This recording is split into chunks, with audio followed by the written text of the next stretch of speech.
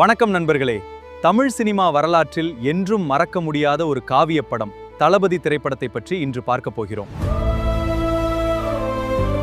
அன்றும் இன்றும் நிகழ்ச்சியில் இன்று நாம் தளபதி படத்தில் நடித்த நடிகர்களின் அன்றைய புகைப்படமும் இன்றைய புகைப்படமும் பார்க்க போகிறோம். வாங்க வீடியோக்குள் போகலாம். சரி, ஒரு முக்கியமான விஷயத்தை சொல்ல மறந்துட்டேன். இந்த வீடியோக்கு ஒரு லைக் போடுங்க. நம்ம மகிழ்ச்சி 360 சேனலை சப்ஸ்கிரைப் பண்ணுங்க. இந்த வீடியோவை ஷேர் பண்ணுங்க.